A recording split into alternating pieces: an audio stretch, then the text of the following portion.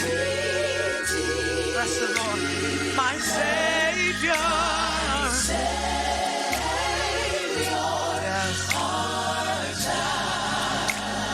If ever I love you.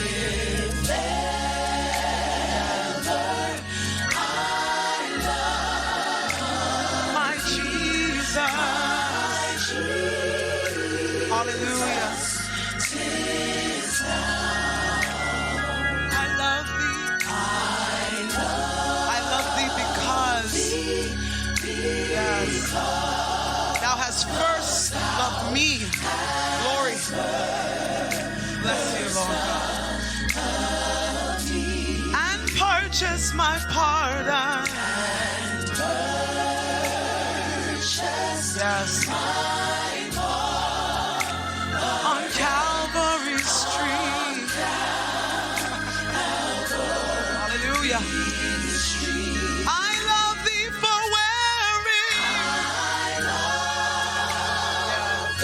Hallelujah.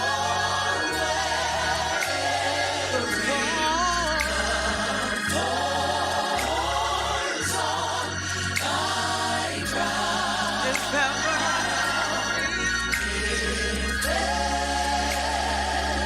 I love thee, my Jesus.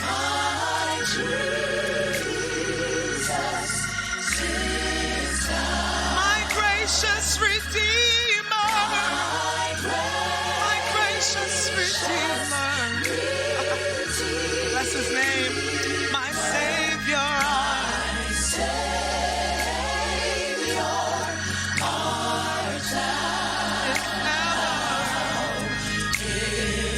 Does anybody love him tonight? Bless his name. My Jesus. Thank you, Lord. Hallelujah.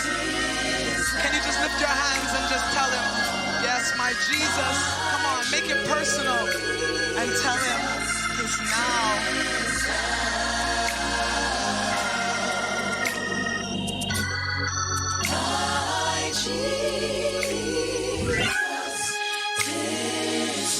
I don't know why Jesus loved me. I don't know why he cared. Oh yeah. I don't know why he sacrificed his life. Oh, but I'm glad. Anybody glad? So glad he did. I know you know it. Come on, lift your voice and say, I don't know why. Jesus loves me. Jesus loves me. Oh, bless the Lord. I don't know why. I don't know why He cares. he cared. Oh, hallelujah. I don't know why.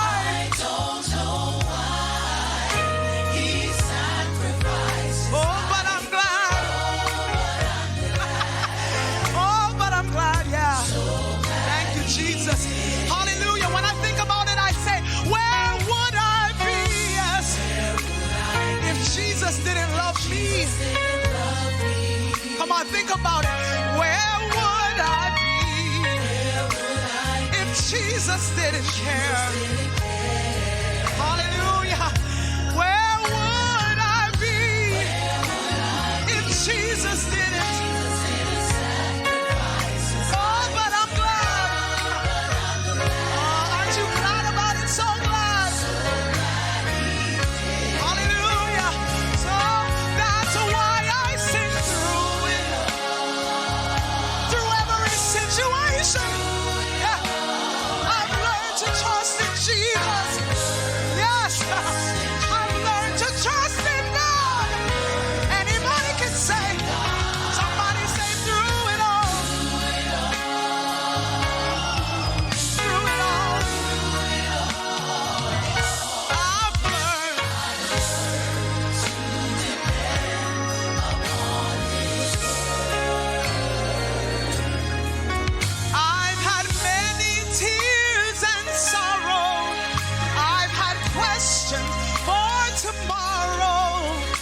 There's been times when I didn't know right from wrong,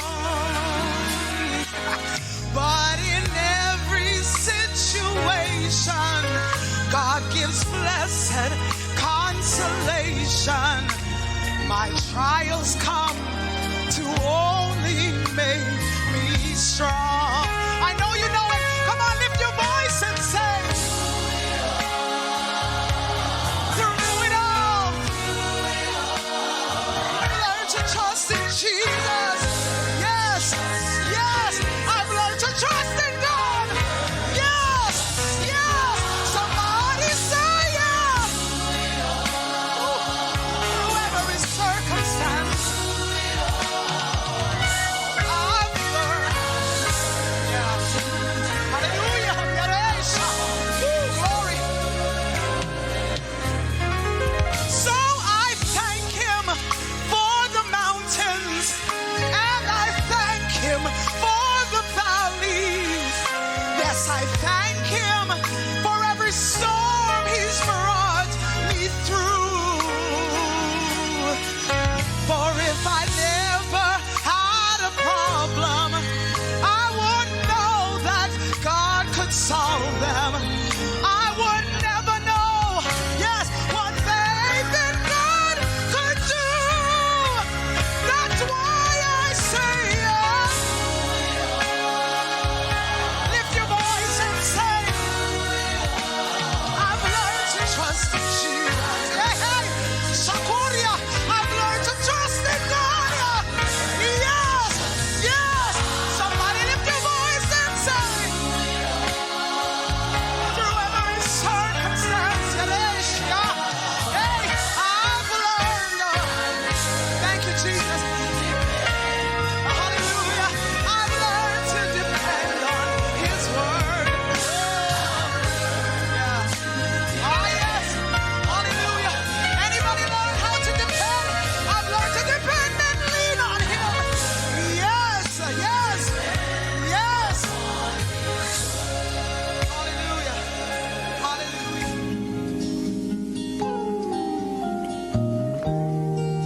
I've had many tears and sorrow.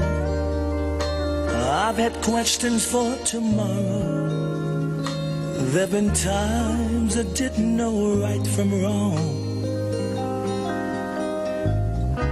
But in every situation, God gave me blessed consolation that my trials come to only make me strong. I've been a lot of places, and I've seen millions of faces, but there were times that I felt so all alone. But in my lonely hour, yet those precious lonely hours, Jesus let me know that I was his own. That's the reason I say that through it all, through it all, oh, I've learned to trust in Jesus. I've learned to trust in God. Let me tell you that through it all, oh, through it all, oh, I've learned to depend upon his word. So I thank God for the mountains, and I thank him for the valleys, and I thank him for the storms he's brought me through. Oh, if I'd never had a problem, I'd never know that God could solve them. I'd never know what faith in his word could do. That's the reason I say that through it all, through it all, oh, I've learned to trust in Jesus. I've learned to trust in God. But let me tell you that through it all, through it all, oh, I've learned to depend upon his word. Oh, let me tell you right now that through it all, sometimes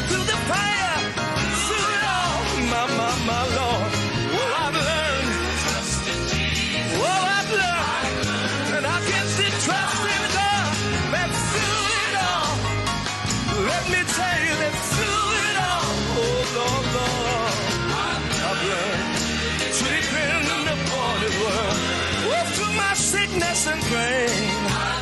Oh, I've learned to depend upon His word. Oh, through sorrow and shame, I've learned to depend upon His word.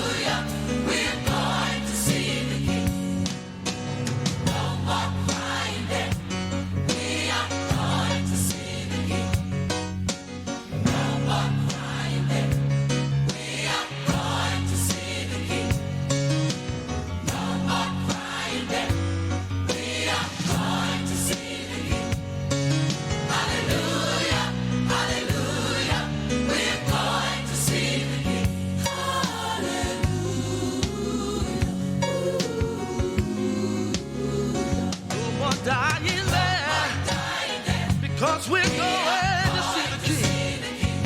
We're coming from every nation. We are going to see the King. No more dying there. Because we are going to see the King. Singing hallelujah. Hallelujah. We're going to see the King.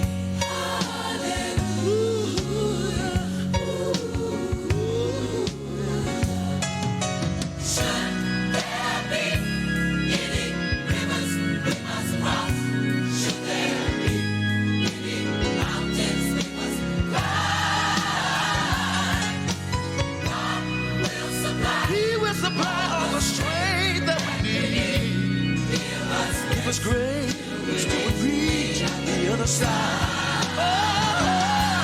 We have come from every nation. God knows each of us by name.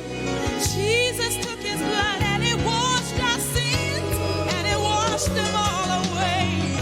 Yes, there are some of us who have laid down our lives, but we all shall live again on the other side.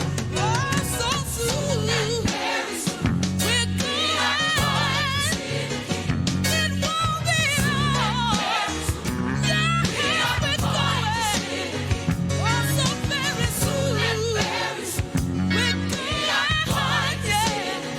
Hallelujah. Hallelujah. We're going to see the King. Oh,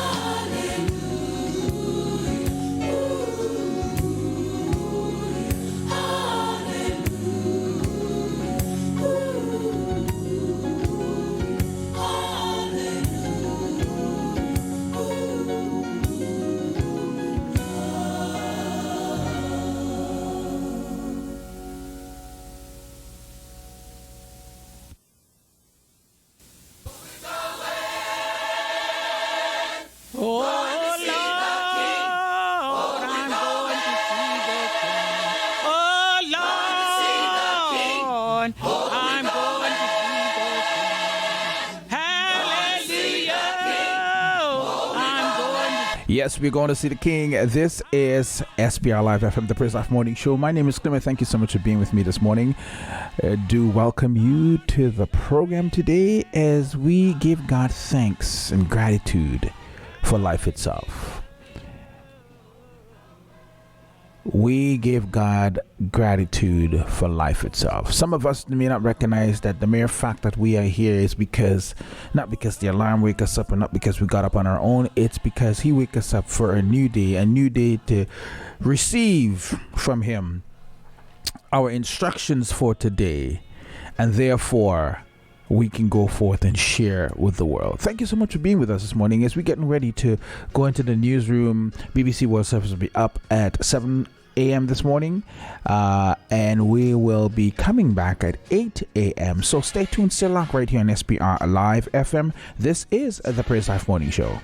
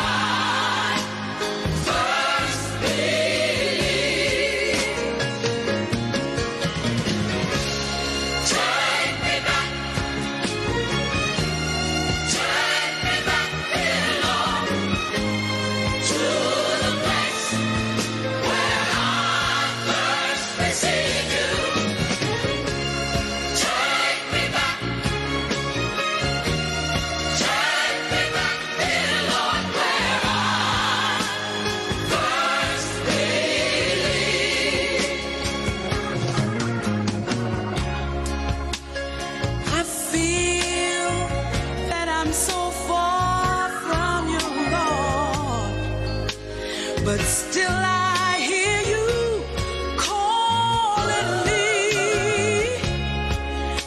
Those simple things that I once knew. The memories are drawing me. I must confess, Lord, I've been blessed. But yet my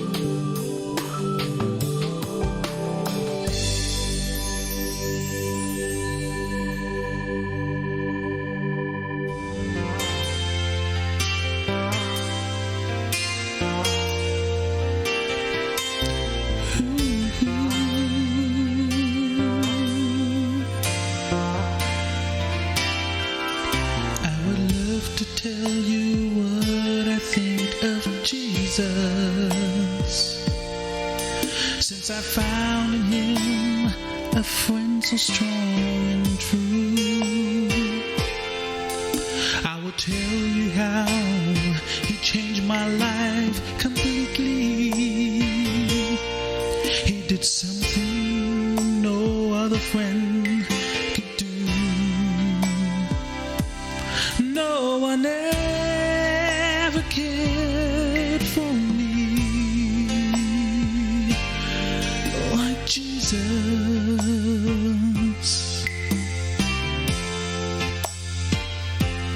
There's no other friend as kind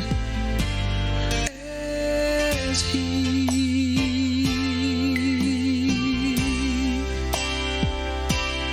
No one else could take the sin and darkness from me.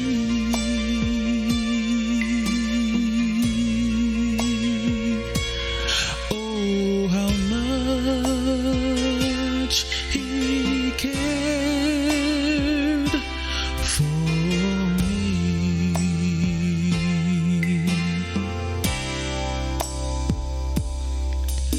Every day he comes to me with new assurance. More and more I understand his words of love. But I'll never know just why he came to save me, till someday I see his blessed face above. No one ever cared for me like Jesus.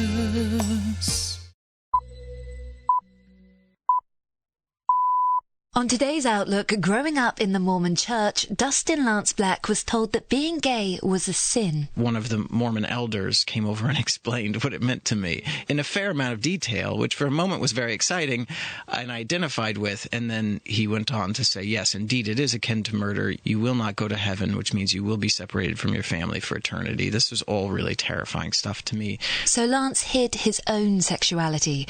But a speech by the openly gay politician Harvey Milk gave him hope. It was a speech that inspired his first film, a film he won an Oscar for. They all told me it's going to feel like you just got hit by a train. And they were right. You just are shot up with so much adrenaline in that moment. You're well aware there's hundreds of millions of people watching. And I just barely remember getting onto the stage. But on stage, he made a speech that turned him into a gay rights activist. Lance's fight for equality on Outlook. BBC News. Hello, I'm Jerry Smith. South Korea's President Moon Jae-in says that the United States and North Korea are engaging in behind-the-scenes talks to set up a possible third summit between Donald Trump and the North Korean leader Kim Jong-un. Here's our Asia-Pacific editor, Celia Hatton. In a written statement sent to journalists, Moon Jae-in rejected the idea that the second U.S.-North Korea Leaders Summit in Hanoi in February had been a failure, even though it ended abruptly without any agreement on denuclearization. The South Korean president said the peace process between the U.S. and North Korea was slow, but both sides' willingness to engage in dialogue had never faded. Moon Jae-in will host Donald Trump in South Korea following the G20 summit in Japan. The Venezuelan opposition leader Juan Guaido has told the BBC that outside military force remains an option to secure a political transition. Mr. Guaido said military intervention might be necessary if the government of President Nicolas Maduro refused to relinquish power and kept on killing opposition protesters. But he said the aim would always be a transitional government and free elections. Mr. Guaido denied that his movement was losing momentum. Iran's Supreme Leader Ayatollah Ali Khamenei says his country will not retreat in the face of U.S. accusations and insults. In his first comments since President Trump imposed sanctions on him and other senior figures on Monday, he described the sanctions as cruel, but said Iran remained strong and would achieve all its goals. On Tuesday, President Trump threatened to obliterate parts of Iran if it attacked anything American. The American television reality star Kim Kardashian West has angered people in Japan with the launch of her new shapewear brand called Kimono Intimates. The long-sleeve robe, tied with a sash, is considered the national dress of Japan. Kim Kardashian West said her label celebrates and enhances the shape of women. Here's Marika Oi.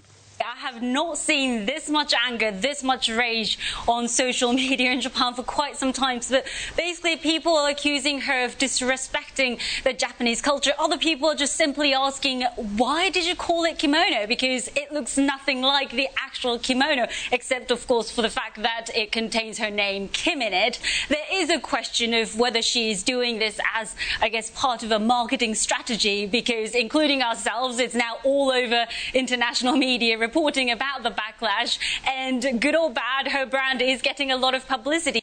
The Sri Lankan President Maithripala Sirisena says the government will press ahead with a controversial plan to reinstate the death penalty for drug-related offences. Mr Sirisena said he'd already signed 4 death warrants. News from the BBC. The German chemical wholesaler Brenntag has denied circumventing European Union export rules on restricted chemicals in deliveries of substances to Syria that could be used in the manufacture of chemical weapons.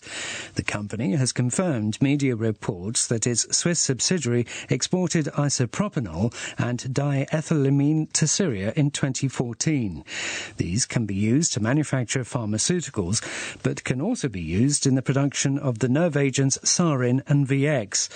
Brenntag says the deliveries were carried out in accordance with the applicable law and that the Swiss authorities have confirmed its compliance with export procedures.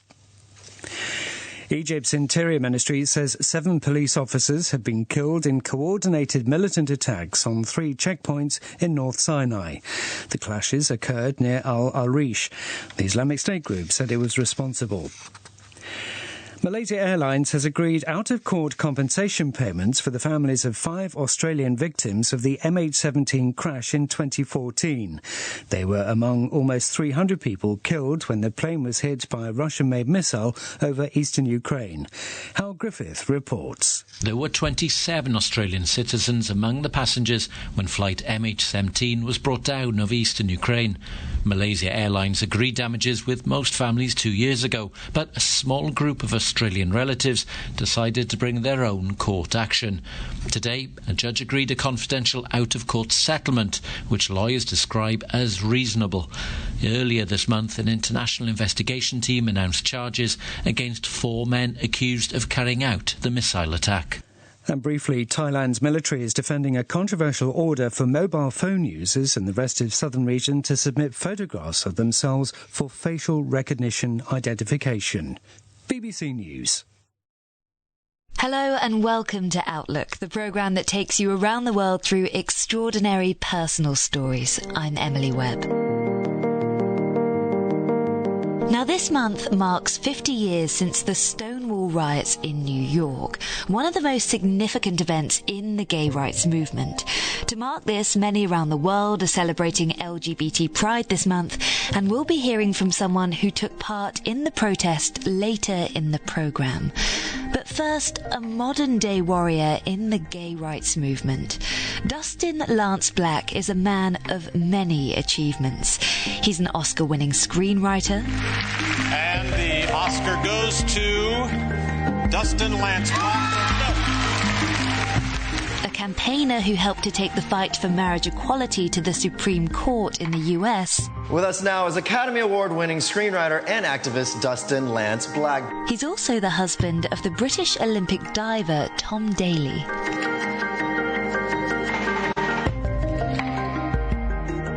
When you hear about his childhood, a lot of this is all the more surprising, because Lance grew up in the Mormon church in the southern state of Texas. When he came into the Outlook studio, he told me that a lot of his success is down to his mum. She died a few years ago, but clearly she's never far from his mind. Now that question, people say, if you could have coffee with anyone living or dead, who would it be? And it was always like Abraham Lincoln or someone like that. And now it's my mom. I wish I could just have that one more shot to say I love you and ask her questions. Your mum sounds like this incredibly strong character because she contracted polio when she was quite young. How did that affect her throughout her life? Well, early on, it meant that she couldn't move anything from her chest down. For a little while there, she was in an iron lung, so she couldn't move anything. That's this giant steel contraption that looks like it's ripped out of some 1950s science fiction movie, and literally it's just pumping air in to create pressure to force the air out of her lungs, and then it does the opposite. It becomes a vacuum tube, and it stretches her out so the air comes in, and that's how she survived for some time. She eventually was able to regain some of her lung strength and then her arms. And she was just determined from 3-4 years old on to be able to, quote unquote, walk again. So by the time you came along, how was her polio impacting her then? At that point, she was walking on crutches and braces. She had had a surgery to fuse her spine with metal rods when she was a teenager so that she could be upright. And scoliosis, though, had started to twist her spine, so she looked quite strange from the shoulders down to strangers, at least, and walked like a pendulum.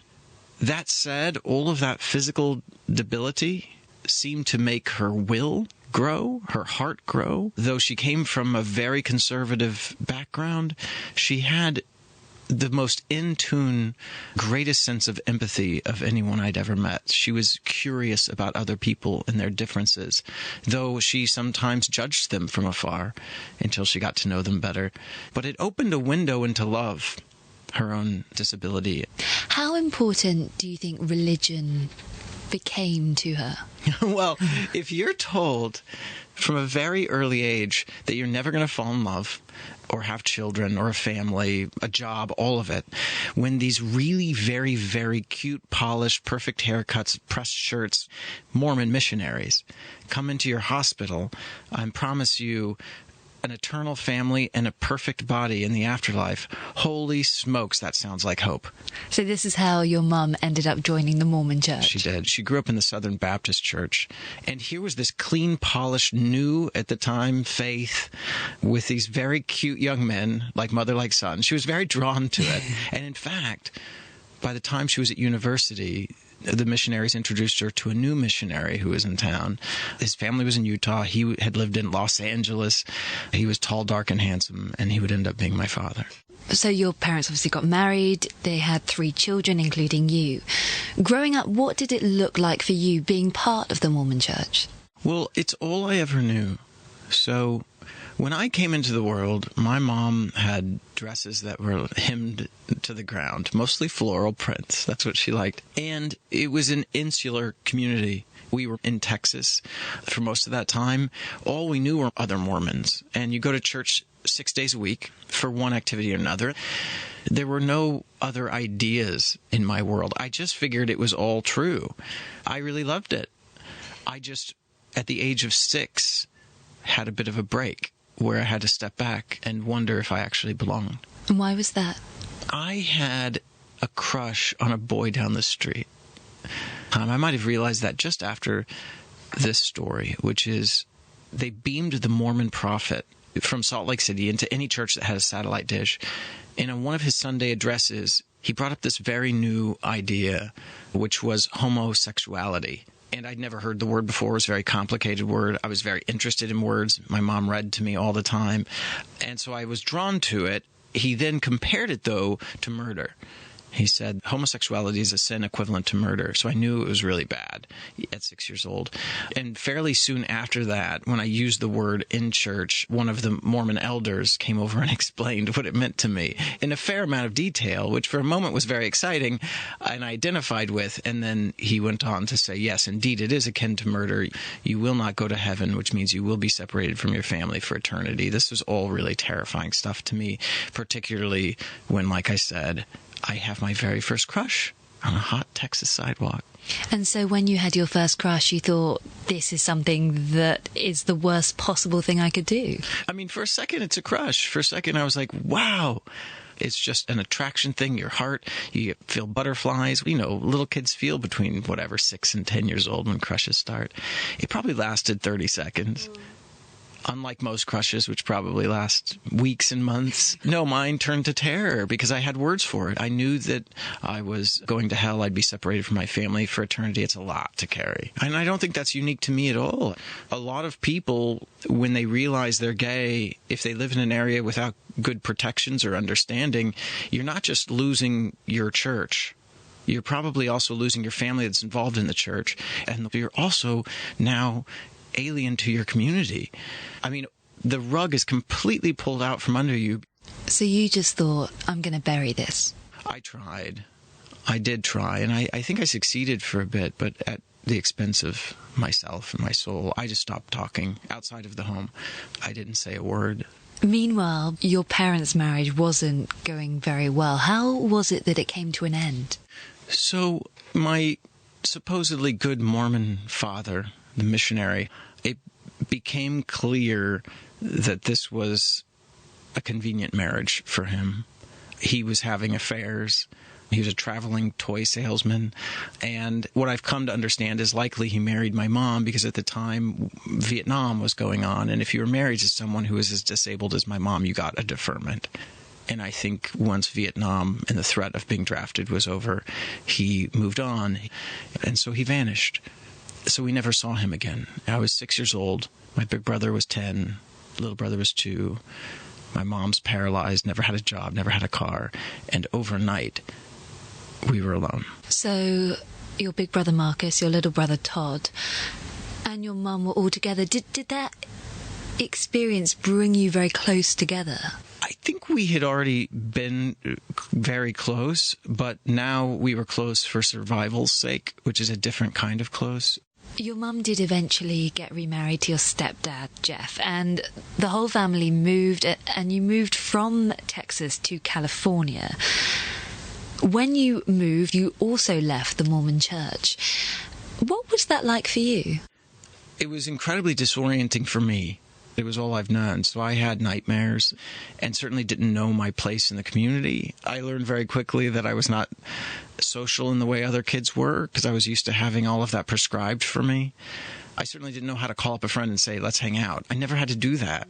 I was a loner for the most part. I didn't have friends. I was still very shy, still trying to hide the fact that I had crushes on boys. That wasn't going away.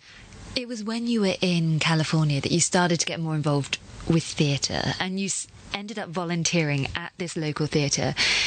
And it was there that someone played you this audio tape, which would have this very big impact on your life, by this gay politician called Harvey Milk. Mm-hmm. Can you tell me about how that happened? You know, I need to one day track down this theater director, I hope he's still around, and ask why he did this, because it was a bold thing to do. But I think someone might have said something homophobic in our little apprenticeship group at this wonderful little theater. And we were all teenagers and probably saying stupid stuff all the time. And he brought in like silver boombox, and he played that cassette tape, which must have been 3 generations old. And there was a voice. San Antonio, there's a young gay person who all of a sudden realizes that she or he is gay, knows that if the parents find out, they'll be tossed out of the house. The classmates were torn. And it talked about a young person needing to know that gay people can achieve. On TV, and that child had several options: staying in a closet, suicide, and then one day that child might open a paper and it says homosexual elected in San Francisco, and there are 2 new options. The option is to go to California. That was such a mind-blowing idea. Like, I thought that being out was something that happened to you. Stay in San Antonio and fight. You were outed, and it hurt, and it was horrible, and the ramifications were terrible. I'd never heard of someone coming out. It sounded absurd. I'd certainly never heard of a gay person coming out and then achieving anything. I mean, these were just huge new ideas for me.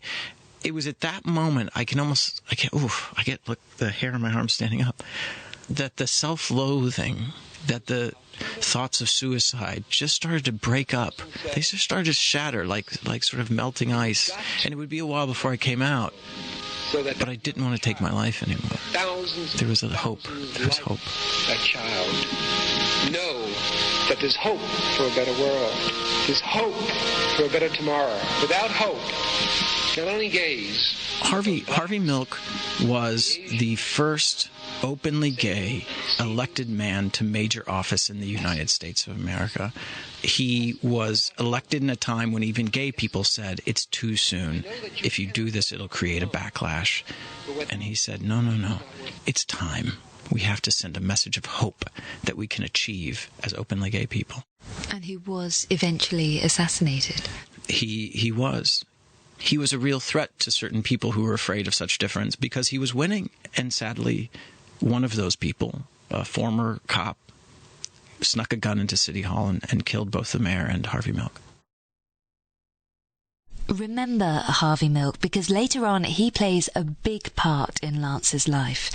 Eventually, Lance ended up getting into university in Los Angeles to study filmmaking.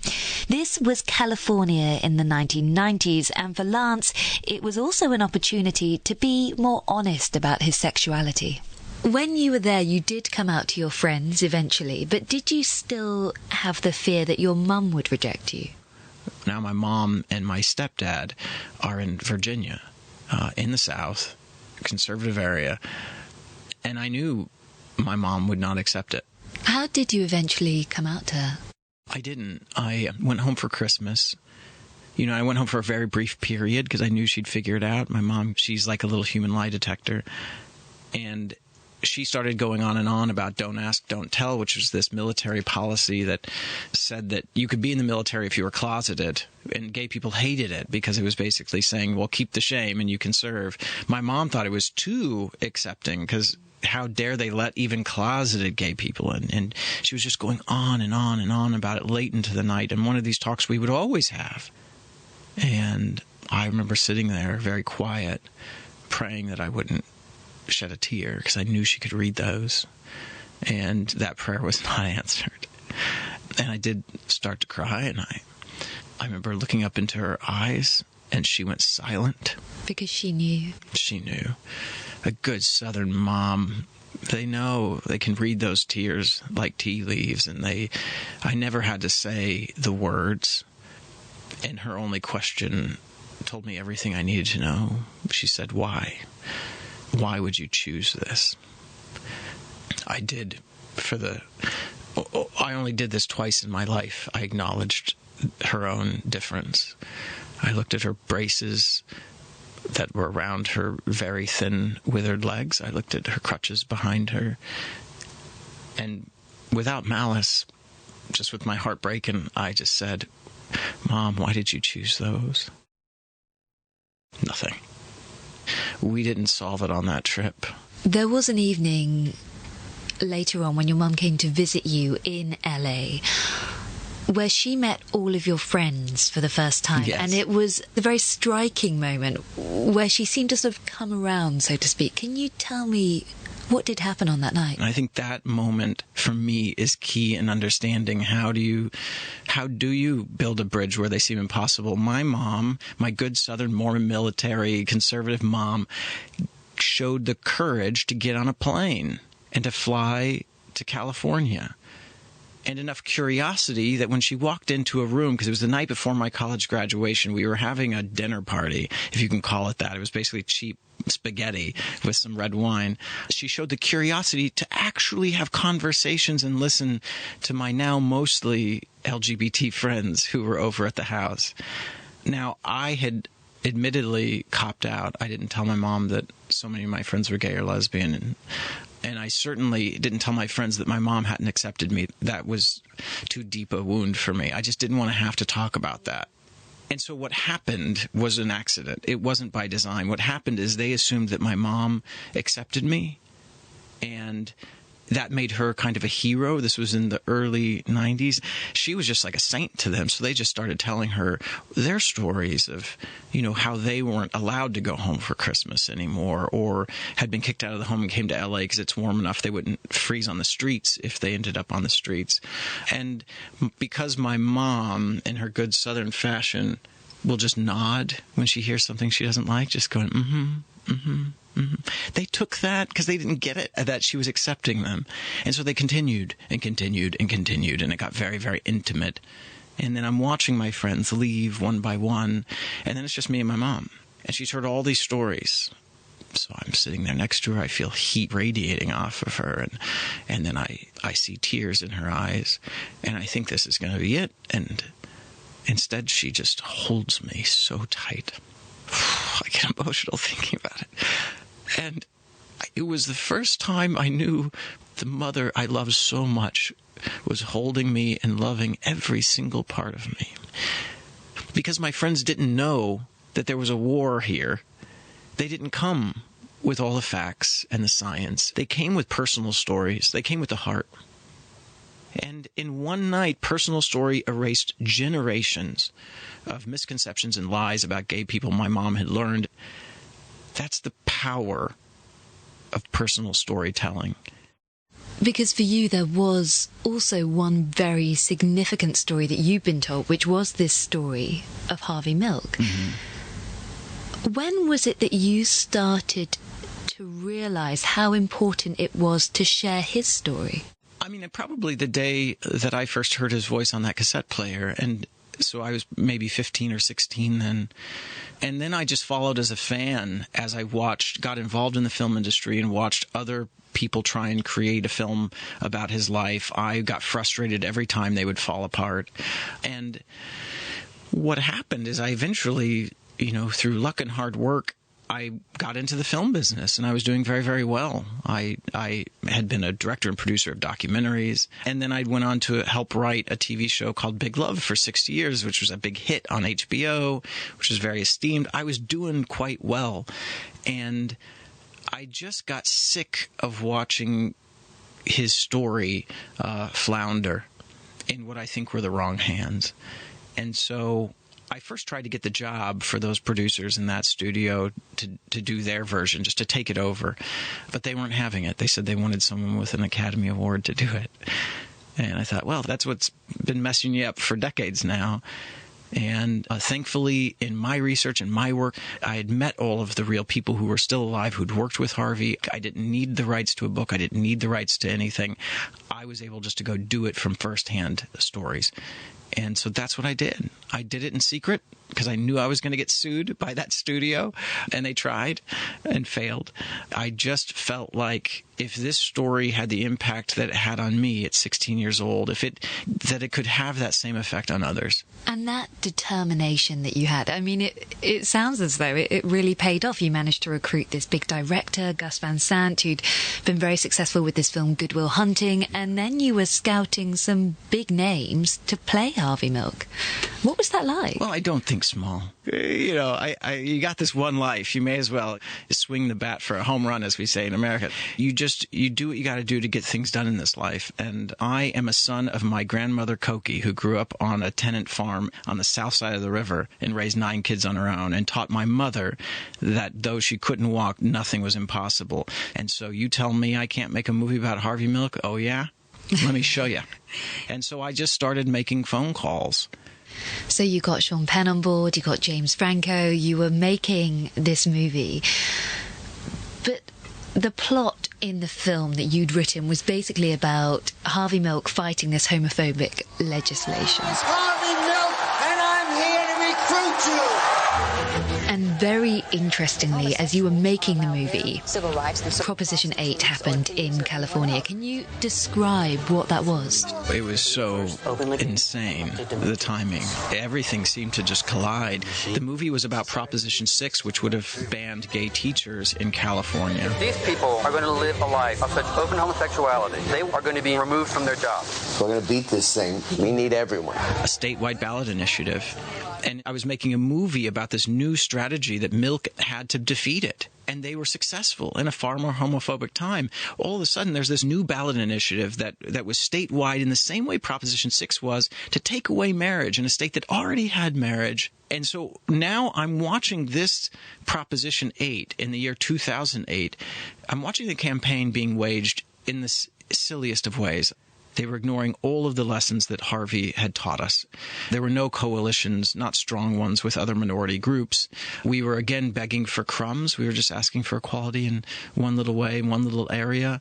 Instead of demanding the full thing, we were sending out straight allies, bless them, but instead of having gay people tell their stories from their hearts, I mean, I could see this thing was going down.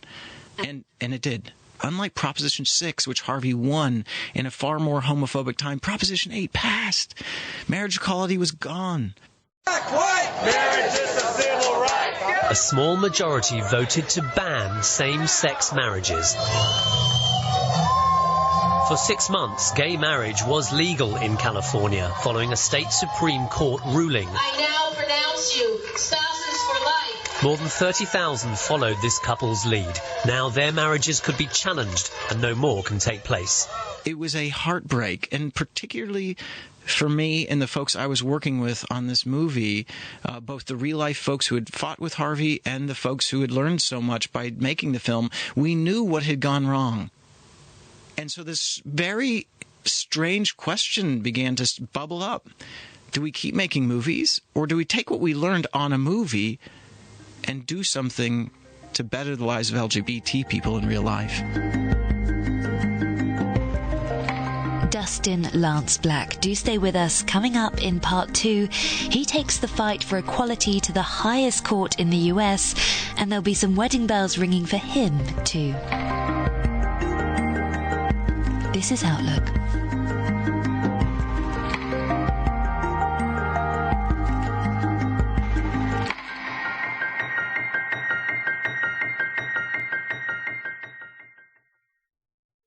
Here on the BBC World Service, we're finding out about an American art form which started in an unlikely place. The marching band would have their American flag and they would have a rifle escort, and that's where it stems from. You would never see any dance or anything like that. It was all... And that was all I needed to hear. And so there was no choice. I had to fulfill that promise. What happened after the latest news? BBC News with Jerry Smith. South Korea's president has said Washington and Pyongyang are talking behind the scenes about setting up a possible third summit between Donald Trump and Kim Jong-un. Talks between the two broke down 4 months ago, but Moon Jae-in said the willingness to engage in dialogue had not faded. The Venezuelan opposition leader Juan Guaido has told the BBC that outside military intervention remains an option to secure the downfall of President Nicolas Maduro. He said the aim would always be a transitional government and free elections, but military intervention might be necessary if Mr. Maduro refused to relinquish power.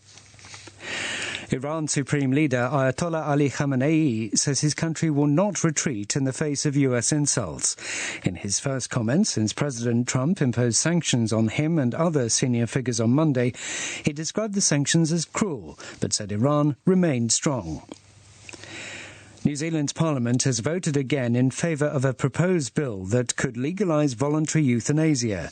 If approved a third time, the new law would mean that adults in New Zealand with less than 6 months to live, or those with irreversible medical conditions, could request a lethal dose of medication.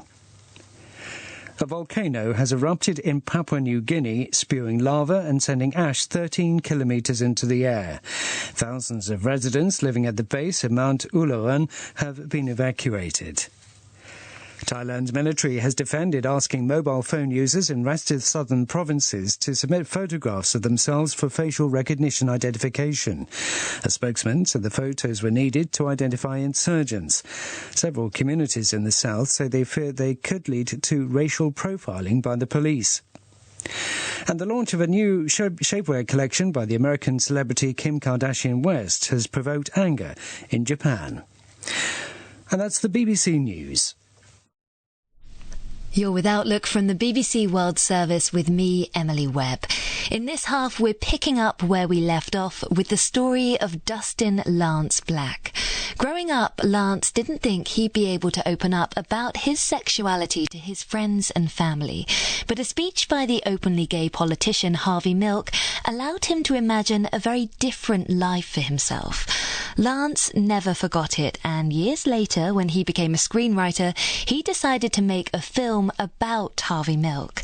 But during production, parallels between his own life and Milk's started to emerge. It was so insane, the timing. Everything seemed to just collide. The movie was about Proposition 6, which would have banned gay teachers in California. These people are going to live a life of such open homosexuality. They are going to be removed from their jobs. We're going to beat this thing. And so now I'm watching this Proposition 8 in the year 2008. And Proposition 8, or Prop 8, was a piece of legislation in California that banned gay marriage.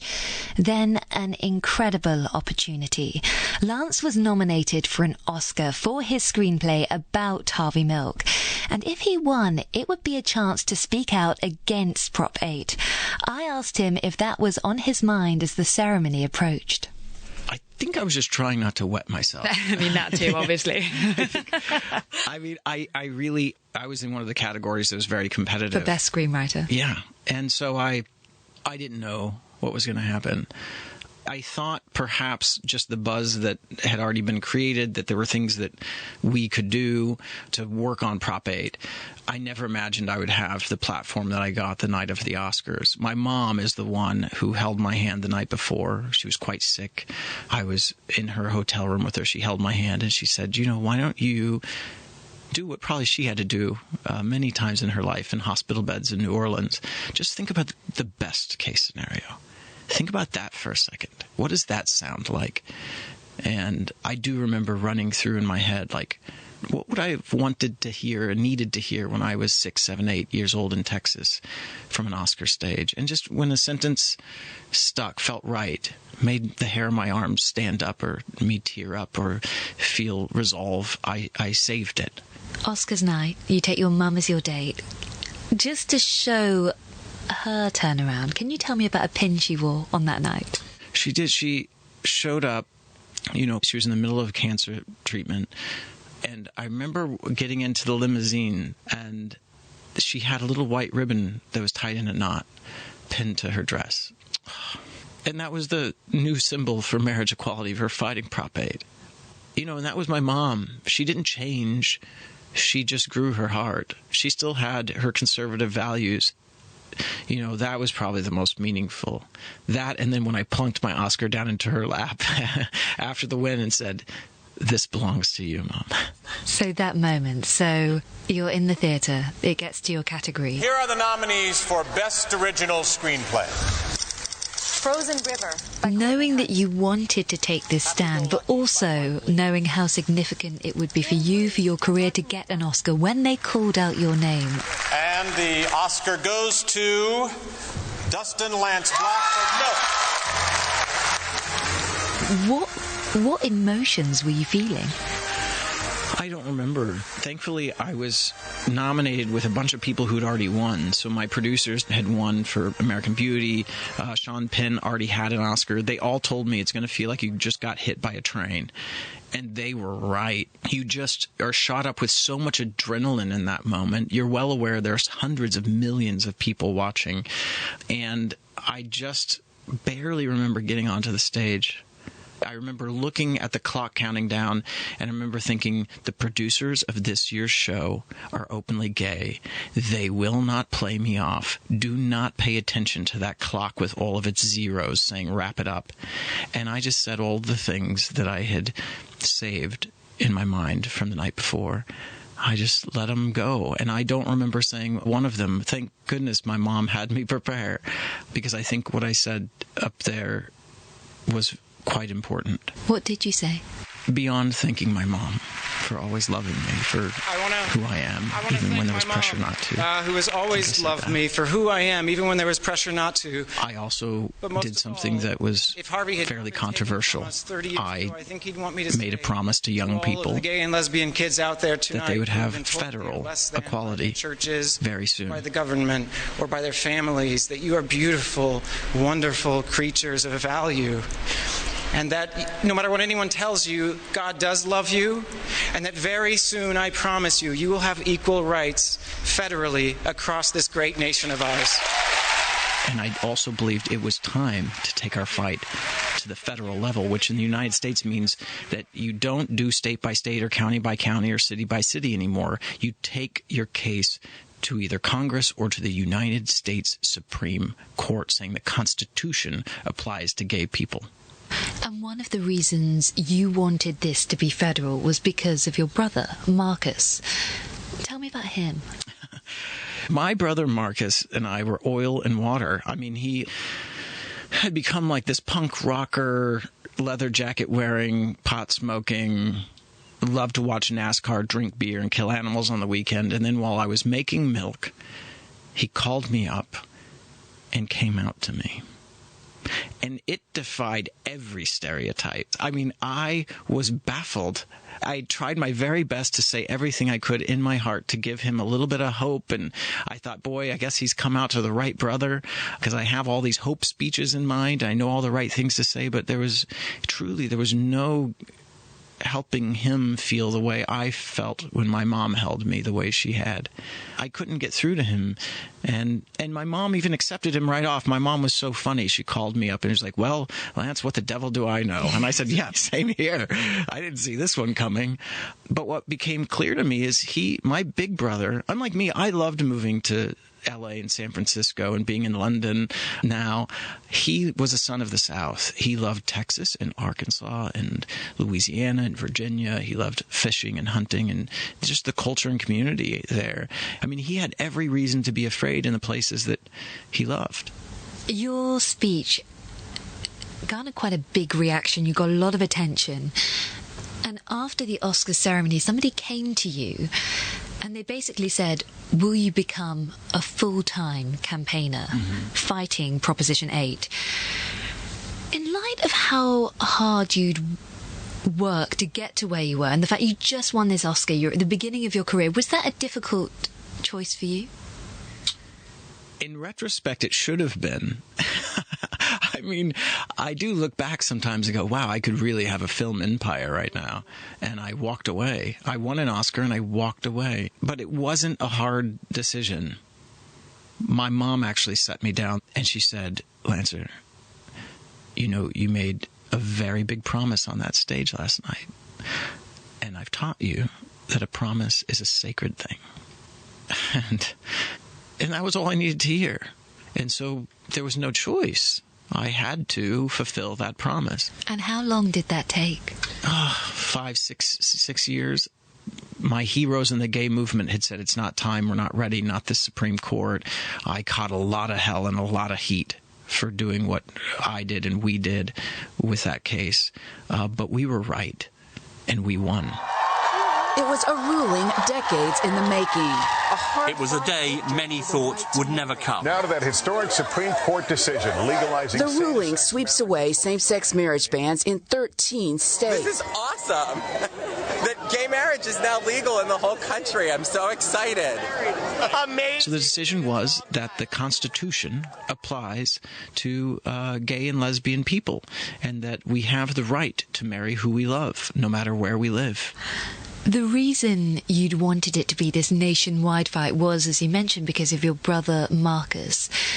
That final decision did happen, but for Marcus, it was too late. Yeah, you're going to kill me on this thing today. Yes, I always say we have to demand all of our rights right now while we still have lives to live.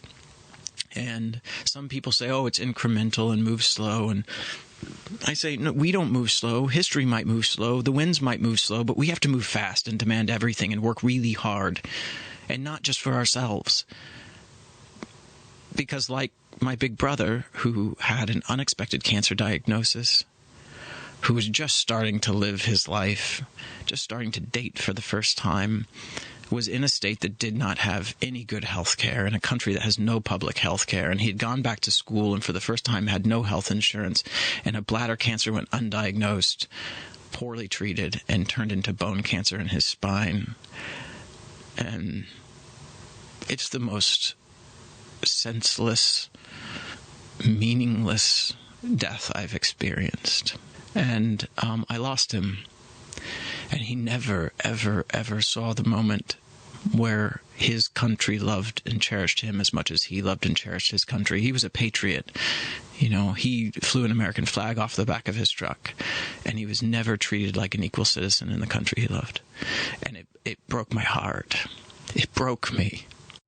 When you did have that win, and you suddenly were like, you know, what am I going to do with the rest of my life? And all of those conflicting emotions, what did you do? Well, I had started dipping my feet back into filmmaking. I had all these long gestating projects that I'd sort of been giving half of my attention that I decided I needed to start giving my full attention to.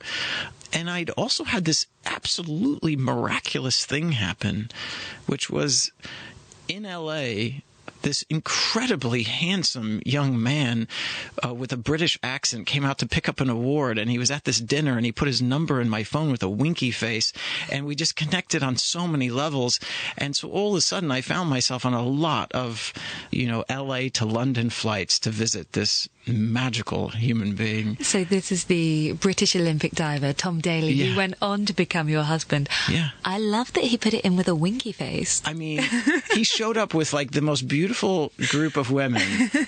And I don't know, I just thought he was straight. And it was at that moment I saw a winky face. I said to myself, I don't think a straight man has ever put a winky face at the end of their phone number. I think I'm going to call this one back.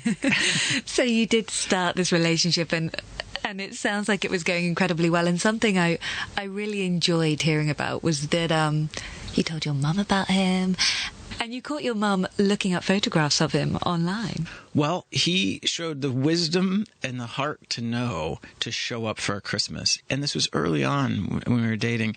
And he used my grandma Cookie's cookie roller to roll out cookies the way we always had in our family. He did all of our family traditions with us.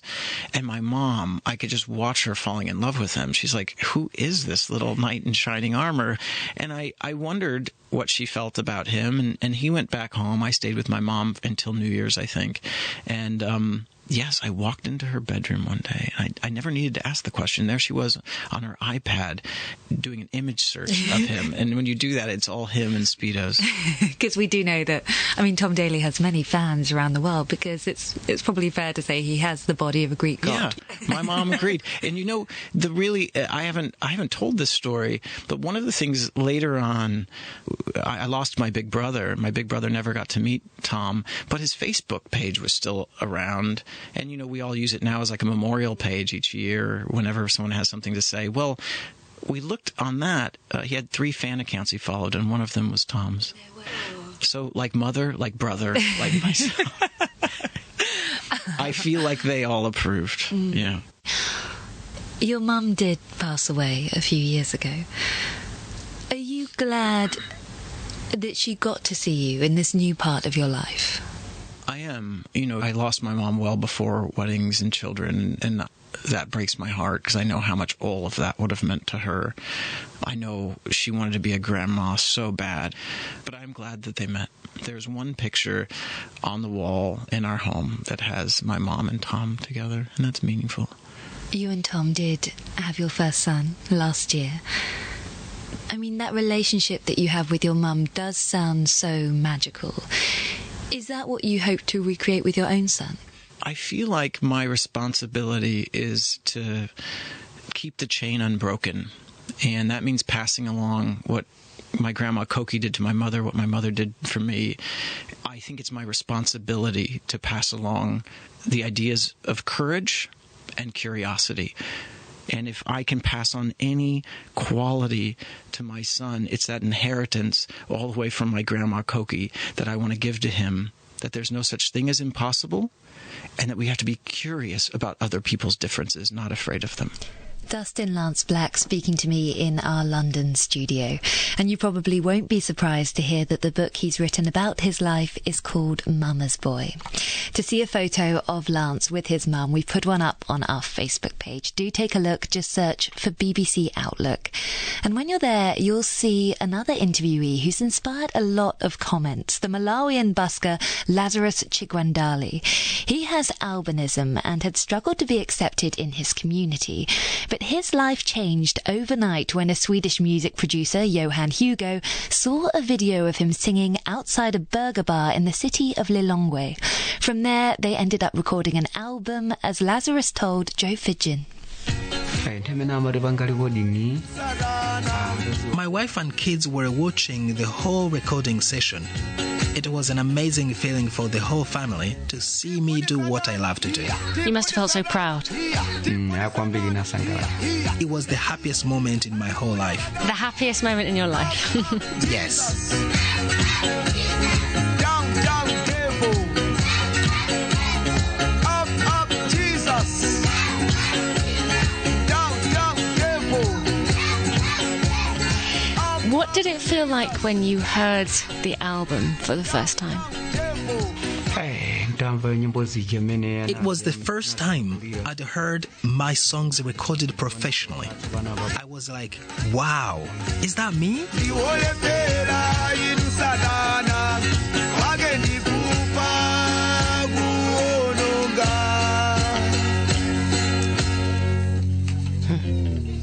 Johan isn't the only professional who's taking an interest in your career. Madonna produced a documentary about you. What was it like meeting her?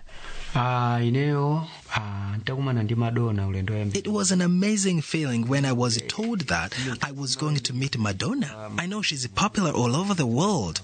To me, it was so unreal. When I met her, she was so humble and down to earth. It was amazing to know that someone like Madonna was interested in helping my fight for people with albinism. Listener Chippa Wanali, who actually lives in Lilongwe, got in touch to say, I know this busker. I passed him many times as he busked. I was sometimes impressed with his music, sometimes not. But he was in front of that shop religiously. Man, next thing I see, he's hanging out with Madonna, the Madonna. How life changes. Happy for this lad. To listen to Lazarus's musical journey in full, just search for BBC Outlook on Facebook.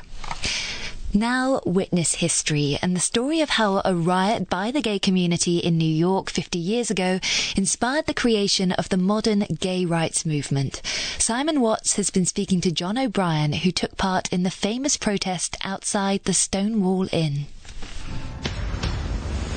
On the night of June the 28th, 1969, after years of mounting tension, the gay community in New York turned on the police. People wanted to show their anger and resentment at the police for all their years of brutality and intolerance. Here was a chance for me to finally express my feelings about what had been done to me as a young gay kid growing up in an anti-gay society. And I wasn't alone. The spark was a raid on the popular Stonewall Bar. Hundreds of gay men, drag queens and lesbians fought with the NYPD for several nights. It empowered us. I think there was not anybody there who really cared about either being arrested or being hurt, because we had had miserable lives and we were just tired of it. John O'Brien grew up in Harlem in the 1950s and 60s. At the time, homosexual acts were illegal in New York and almost every state in America. There's no positive role models anywhere existing in society then. You were a criminal. You were mentally sick. Better to be a murderer than to be a homosexual. So how did you even go about meeting other gay people? It was very difficult to meet people because gay men were in constant fear of being discovered. The police were my enemy. They liked to get their jollies by using their nightsticks on us and beating us as we were trying to escape from them, because they would find us in cruising areas. And their thing was that, we only deserved to be beaten up. I need your sweet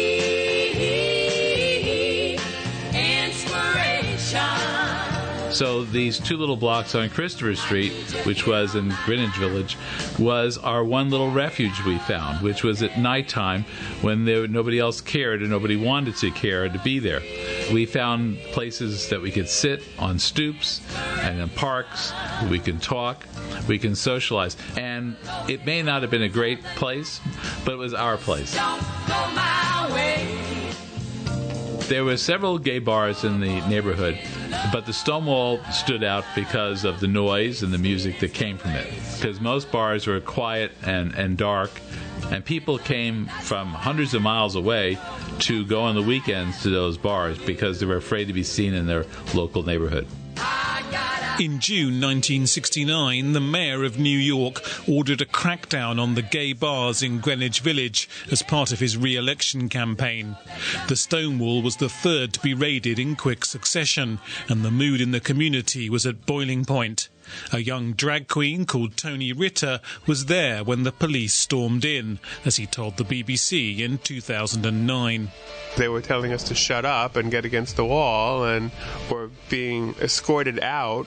As we got out into the street, some people, especially people who were dressed in drag, were pushed over toward the paddy wagons. The drag queens started scuffling with the police. One officer is said to have been kicked with a well-aimed stiletto. I was asked to step up, and I did. When I got into the van, I was shaking and got very upset and was very frightened. And I saw an opportunity when the door opened again, and two larger-than-life drag queens got in, and I slipped out. By now, an angry crowd was forming, and the police were outnumbered. John O'Brien. I was hanging out just a block away. I heard the sirens of police cars. My reaction was to run towards the bar because that's where the excitement was. That's what was happening. I was 20 years old, and we're all together, and the anger was towards them, the police. People started yelling at them, and then people started tossing coins, and stuff started coming flying from different directions at the police, and the police then went inside for shelter. And so this parking meter was partially out of the ground that apparently a car or a truck had hit, and I joined three other people. We lifted up the parking meter, and we used it as a battering ram on the doors of the Stonewall because we wanted to get to the cops. I wanted to kill the cops. That's how I felt. And I can only imagine what they were thinking, peering out, looking outside at the people that they had been harassing and hurting for years that were now outside, and they are hiding inside from us. Some of the protesters also tried to set the Stonewall on fire with lighter fuel, but the police managed to call for reinforcements and escape in time. Now, though, the crowd knew the streets were theirs. Danny Garvin also took part in the riot. At one point, I ran up onto a building that a friend of mine lived in. I was able to look down at the whole crowd and look at the street, and see the fires and everything. And the police had all lined up, trying to close off the street. And a bunch of queens would roll up their pants legs, their jeans, above their knees, and put their arms around each other and formed a chorus line and started doing a kick line. Being taunted by can-canning drag queens was a new experience for the NYPD. The police were absolutely shocked. Never before seen gay people in such resistance. And that's part of what gave the whole rebellion its flavor for the first night. We found our strength in ourselves and each other.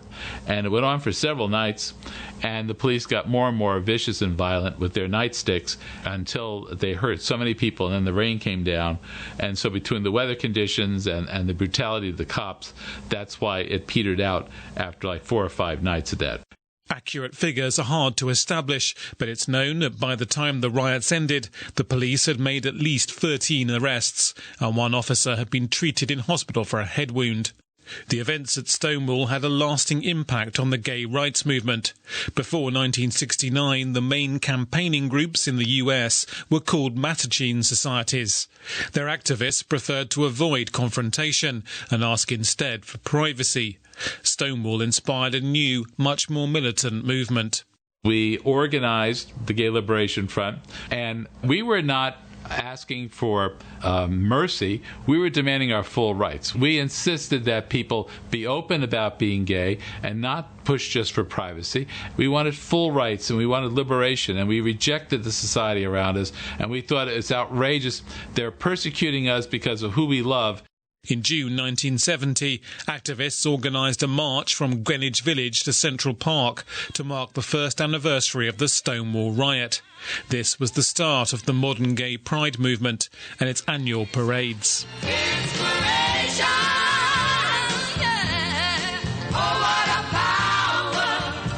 It wasn't a march to just protest.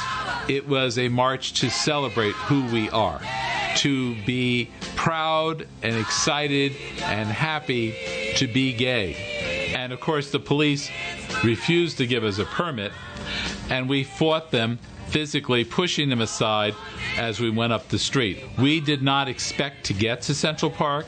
We made it to Central Park. We were very thrilled with ourselves and our numbers. People were smiling, no longer being fearful alone, and it showed that we could do more. Those parades continued, as you know, every year, and every year more and more people come to march in their first open Pride March in the light in public. It's very empowering for every one of us. It's still very emotional for me. We started a tradition of respect, of pride, of joy, of community. Gay rights campaigner John O'Brien. That's all for today. I'll be back in the presenting hot seat tomorrow with the story of the British detective duo Colin Butcher and his dog Molly. Until then, from me, Emily Webb, bye-bye. This is the BBC World Service, and on this week's assignment... I'm Lucy Ash, and I've come to Marseille, where anger against the authorities is mounting after 2 buildings collapsed, killing 8 people. The tragedy shed light on decades of neglect. But why is France's second city falling apart? Journeys to the heart of a story. Assignment. Thursday at 12:30 and 21 GMT. And in 30 minutes... We're travelling around the world listening to people living along the New Silk Road, or the Belt and Road Initiative, launched by China's President Xi Jinping. It encompasses roads, rail, ports, connectivity, and potentially it's right there on your doorstep. That's in half an hour after the newsroom here on the BBC World Service, the world's radio station.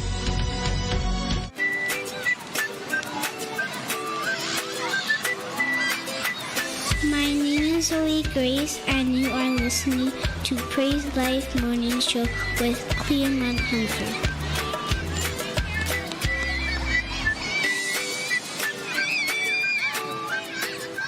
The United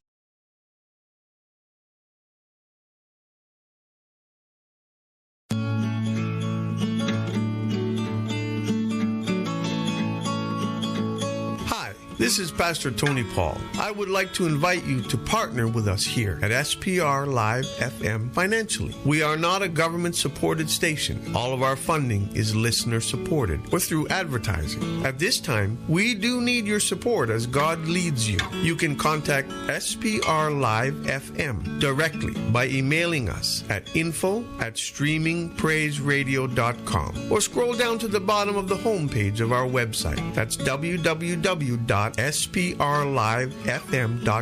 and click on the donate button and it will guide you through. May God bless you and thank you for your support.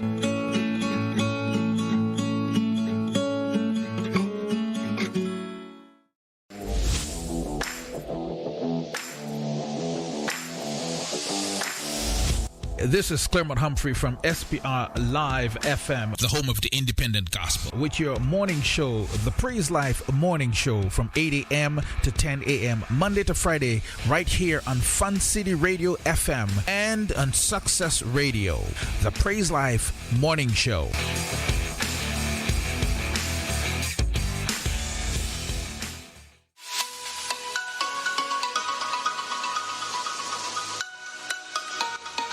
Let Divine Cupcakes and more cater your next special occasion. We specialize in decadent custom cakes, cupcakes, and cake pops. Every batch baked fresh from scratch and priced to suit your budget. Your cupcakes will be divinely delicious. Contact us at divinecupcakesandmore@gmail.com. That's divinecupcakesandmore@gmail.com. Or find us on Instagram or Facebook at Divine Cupcakes and More.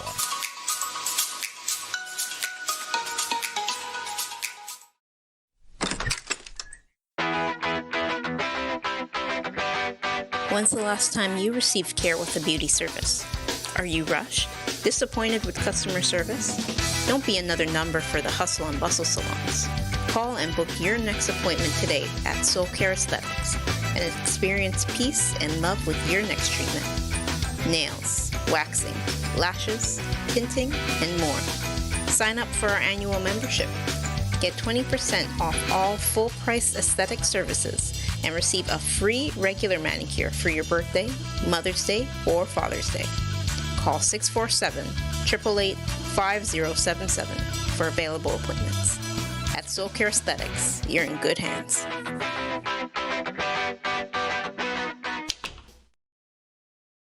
My name is Caitlin. I'm 6 years old. I like to go to the beach with my cousins. When I was a baby, I was very sick.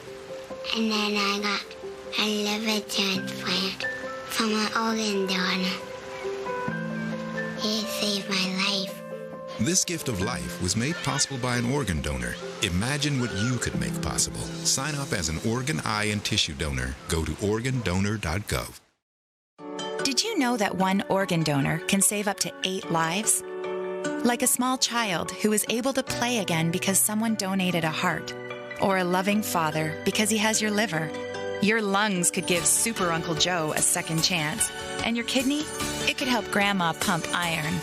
You're not just donating your organs, you're giving life. Organ donation. Join the movement and commit today at blood.ca. Canadian Blood Services. It's in you to give.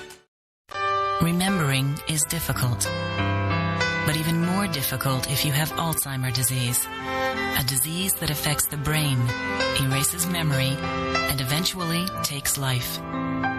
The Alzheimer's Society is fighting back. It provides support, information, and funds research into finding the cause and a cure. Until then, remember this. SPR Live FM, Fun City Radio FM, Success Radio, the Praise Life Morning Show.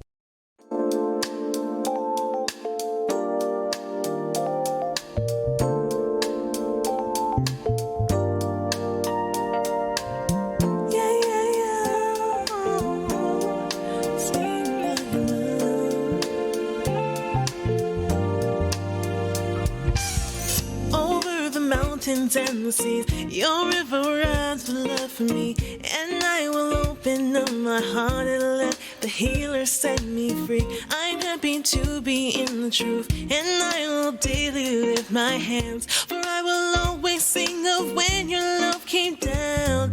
I could sing of your love forever. I could sing of your love forever.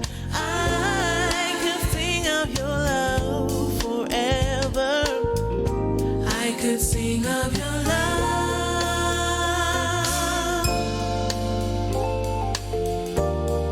Sing of your love.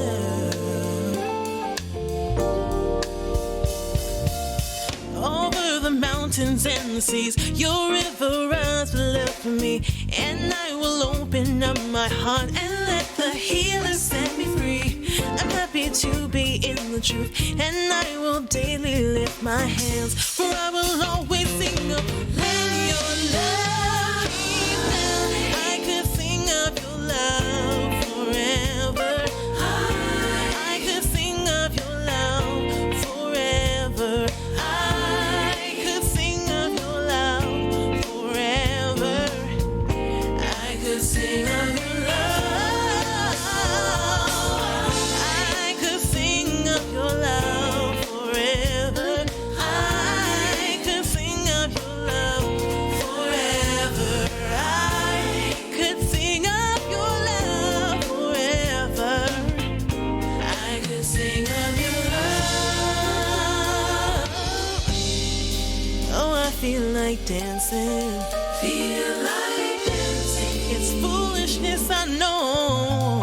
Foolishness, I know. When the world has seen the light, they will dance with joy like we're dancing now.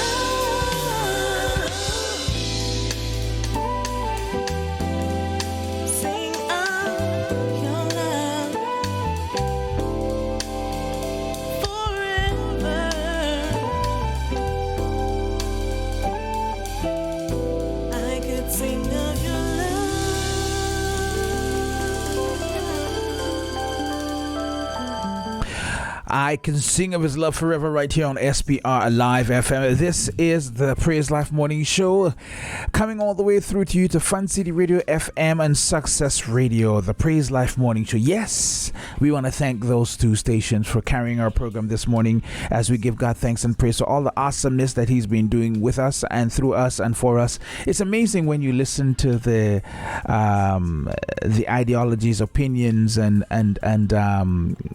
studies of other people in terms of this world, this universe, this great God, what we call it, the supreme being, some people say Mother Earth, some say all manner of things in terms of talking about God Almighty. The thing is, who do you serve? He says, I miss my time with you. Those moments together, I need to be with you each day. But he clearly heard me say, we're too busy. Let's join Mark Mercery right here on SPR Live FM, Fun City Radio FM, and Success Radio. Praise Life Morning Show.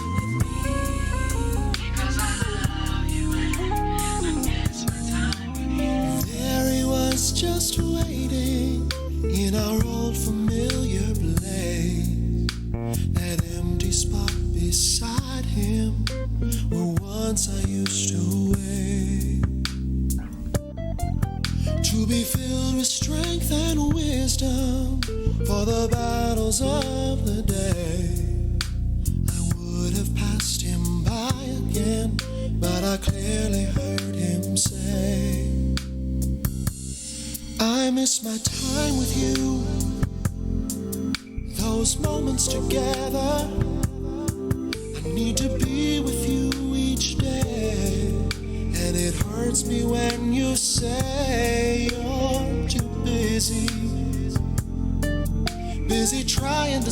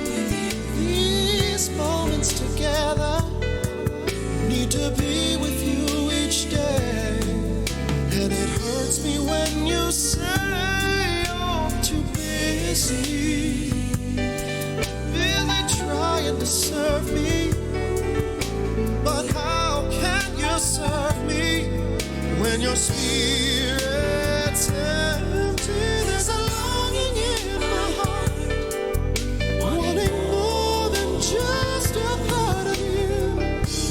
It's true. I miss my time with you. It's true. Miss my time with you. You can just call me. Spend some time with me. Moments together. Spend some time with me.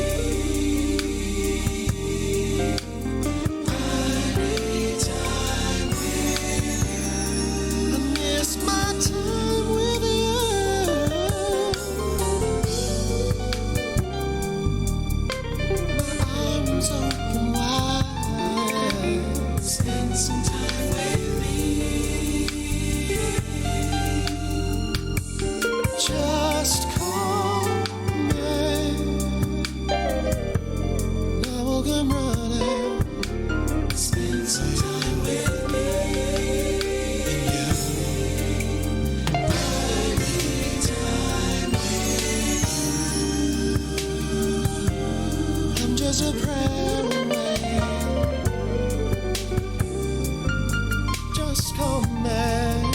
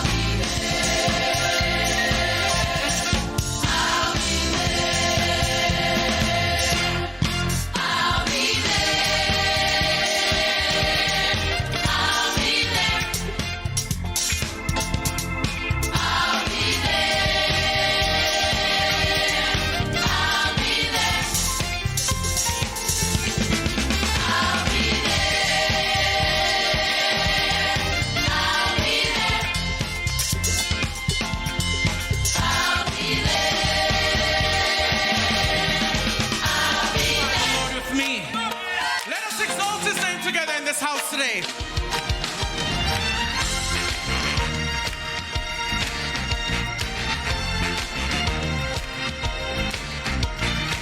We're gonna give God glory tonight. Is everybody ready? Here we go.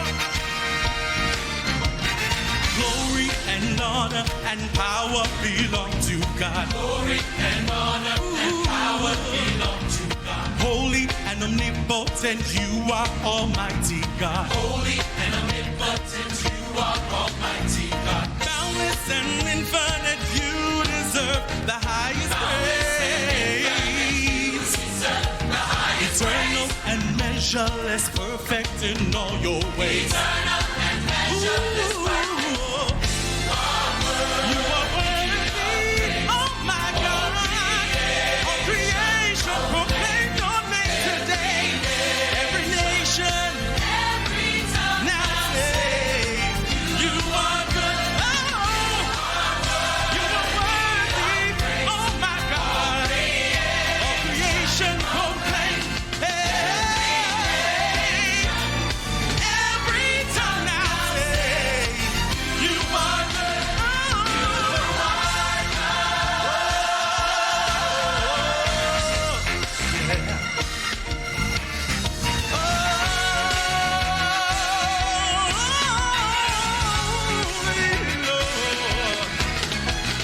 Great and magnificent, oh Lord, I seek your face. Great and magnificent, oh Lord, I seek your face. Worthy and unlimited, Lord, I seek your praise. Worthy and unlimited, Lord, I seek your praise. Matchless and absolute, I will do what you say. Oh, and I will do what you say. Amazing and awesome, forever you will reign. Amazing and awesome, for you are.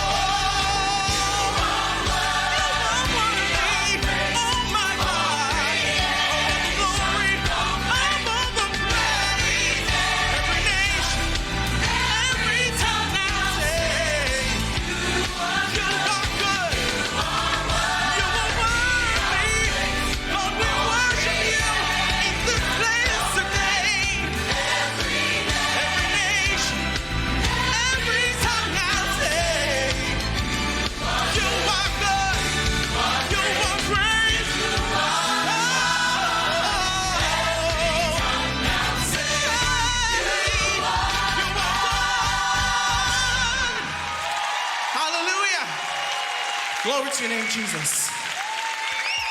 My God, my God, my God. Hallelujah. Come on, everybody in this place. I need everyone to lift their voice. Because we serve a great God, we come to magnify him. We come to glorify him. Let's raise a praise to him tonight. Come on, UTGC, lift your voice and shout.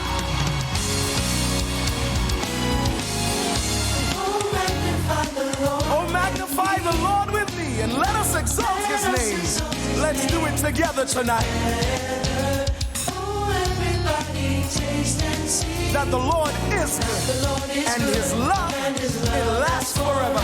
Lift your voice and say, oh, magnify the Lord with me. Let us exalt his name. Let us exalt his name. Everybody taste and see. Everybody taste and see. The Lord is good. The Lord is good. Oh, yeah. His love lasts forever.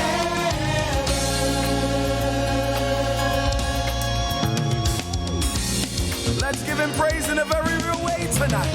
Listen, now's the time to celebrate, to enter in.